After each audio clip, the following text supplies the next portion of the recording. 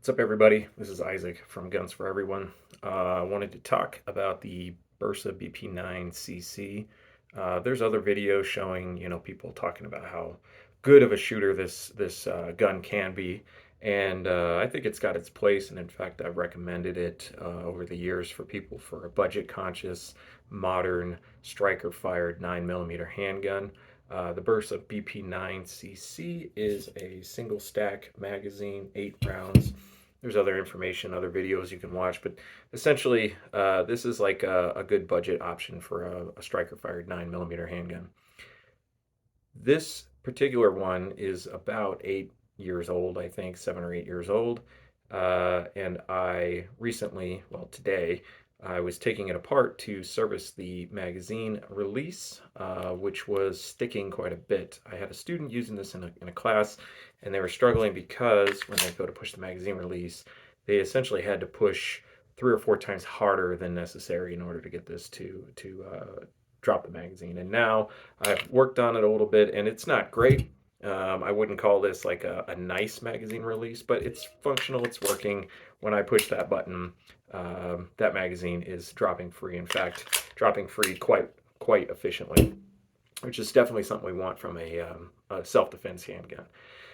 The issue that I ran into today is there's not a lot of information, certainly not a lot of videos on servicing this gun. You can find videos on how to take it apart pretty easily, but servicing the gun, that is another story. So trying to fix the magazine release on this, I had to figure it out as I went, which is always fun when you're dealing with a handgun. And it wasn't that hard to figure out how to take the magazine release out. Just pop this pin out and the whole assembly comes out. Putting it back in the right place and putting it back in the correct way, that was the tricky part. Probably took me 30 minutes of fiddling with it to get it to work. Then I get the gun back together and I'm function testing it, and I figure out something as I'm function testing it. Okay, that's the way it's supposed to work. Magazine safety. So the gun is cocked, there is no magazine in the gun, and when I pull the trigger, nothing happens. But if I fuck with it a little bit, now getting inconsistent performance of the magazine safety.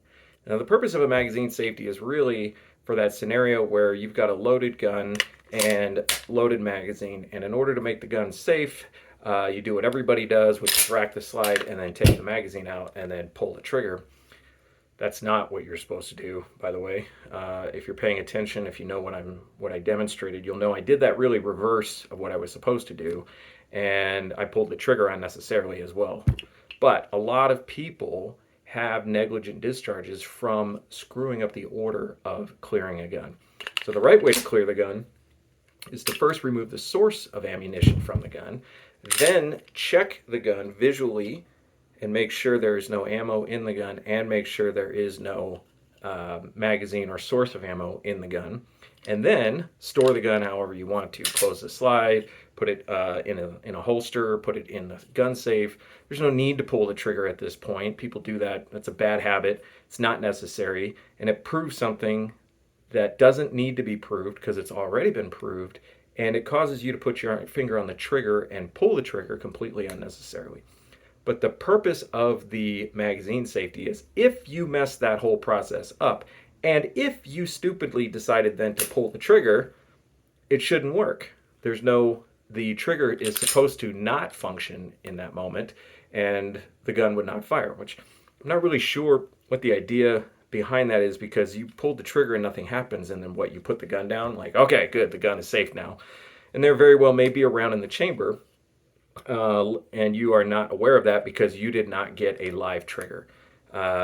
So the purpose of the safety, I don't think is a good purpose. But the fact that it's not working now is kind of concerning. Now I've got to take this gun to the range and figure out what else may or may not be working on this gun.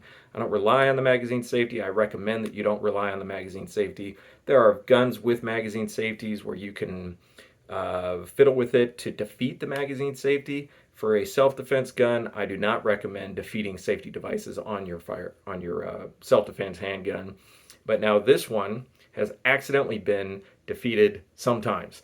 And so now I've got to go take this to the range and figure out if it's functioning otherwise properly, and then spend some time deciding, or not deciding, but diagnosing why exactly that magazine safety is not working. So working magazine safety, still working, still working.